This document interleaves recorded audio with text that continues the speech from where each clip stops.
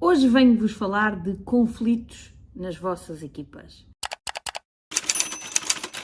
Hoje queria-vos falar de conflitos. Eu trabalho com muitas empresas, algumas já com alguma dimensão e já com equipas numerosas, não é? Já tenho empresas que têm 50, 60, 70 trabalhadores e, portanto, onde há pessoas, normalmente há conflitos. E há uns anos eu convivi com uma pessoa que me dizia que, não, eu ignoro os conflitos porque eles vão se resolver. E o que não é menos verdade é que alguns resolvem-se, mas a grande maioria fica bastante mal resolvida. E às vezes são coisas muito pequeninas que, se forem resolvidas na hora, não têm importância nenhuma, mas que se ficarem a maturar, podem realmente ganhar uma escala muito deselegante, eu diria, nas empresas. Eu cheguei a trabalhar numa empresa em que dois diretores daquela casa não falavam, dois diretores importantes daquela casa, que obviamente que tinham coisas, trabalhos em comum, que não falavam um com o outro.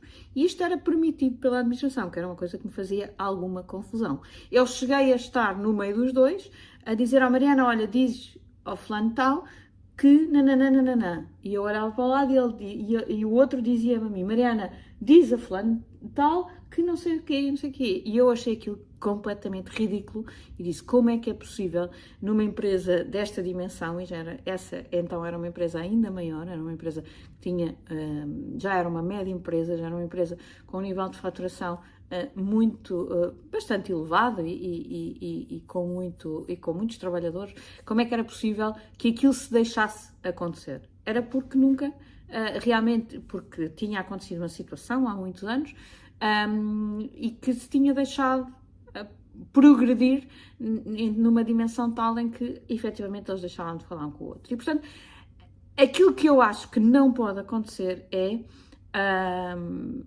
nós deixarmos que este tipo de coisas aconteça. Obviamente que em empresas desta dimensão não tem que ser o administrador a estar a resolver os conflitos de todos os colaboradores. Agora, as empresas, não é, são geridas por diferentes patamares, não é? Cada pessoa tem 6 ou 7 pessoas, no máximo, em princípio, debaixo da sua alçada, e deve estar muito atenta. Aqui, a função de um líder é, efetivamente, garantir a máxima produtividade de toda a sua equipa. Se há um conflito entre duas pessoas daquela equipa, ou daquela equipa com outra equipa, o que vai acontecer é que, imediatamente, a produtividade da equipa desce. Então, é função do líder perceber o que é que se está a passar e promover todos os seus esforços para resolver.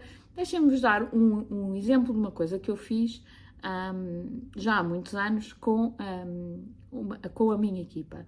Eu percebi a certa altura que havia duas pessoas da minha equipa que se tinham chateado por uma coisa idiota qualquer, nem é relevante, mas eu percebi que havia claramente ali um tema entre eles os dois.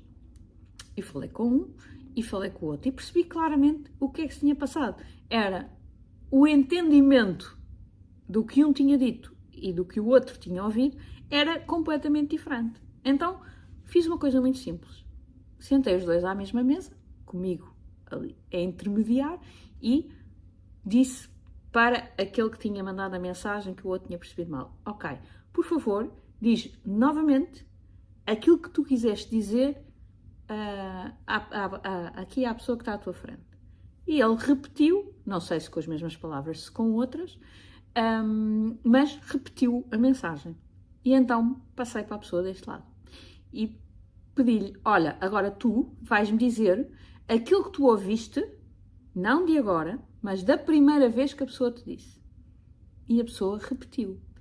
E ficou claro, naquele momento ficou claro para os dois, que aquilo que um tinha dito não era igual àquilo que o outro tinha ouvido. E, portanto, a partir desse momento, foi muito mais fácil de resolver o tema. Porquê? Porque eles perceberam aquilo que um tinha dito não tinha sido aquilo que o outro tinha ouvido. E, portanto, o conflito estava gerado em cima de uma bolha que não existia. E, portanto, em 10 minutos resolvemos ali o tema e ficou sanado e não deu mais pano para mangas. E às vezes é preciso encontrar estas coisinhas logo. Assim, porque eu diria, pá, 70% dos problemas tão ligados a este tipo de coisas. Um diz uma coisa, o outro ouve outra e de repente um vê malícia no que o outro disse ou um procura nas entrelinhas o que o outro disse e está gerada confusão, ok? Portanto, tentem mediar este tipo de conflitos. Obviamente não temos que estar sempre em cima, não temos que... Mas tentem ao máximo mediar este tipo de conflitos. Minha opinião, é como vos digo, já ouvi a opinião exatamente contrária, deixem andar eles que se resolvam, mas eu como quero o melhor ambiente possível na minha empresa, como eu quero que as pessoas se sintam muito bem, eu não quero que haja estes conflitos escondidos e que haja ali anticorpos entre as pessoas, porque isso vai prejudicar a produtividade da minha empresa e é uma coisa que eu não quero, é que a produtividade da minha empresa baixe por este tipo de conflitos. Claro que nem toda a gente vai ser amiga, nem toda a gente vão ser os melhores amigos, não tenho que ir todos ir à noite, não é nada disso.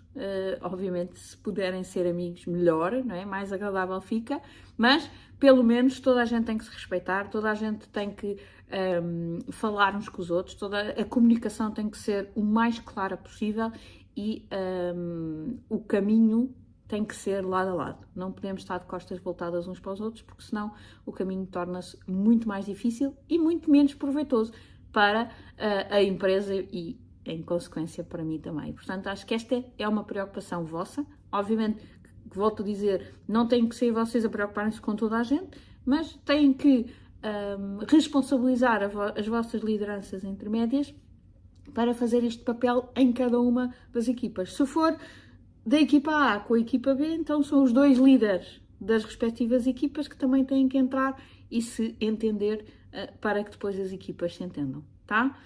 Espero que tenha sido uma dica útil e vemo-nos em breve. Até já!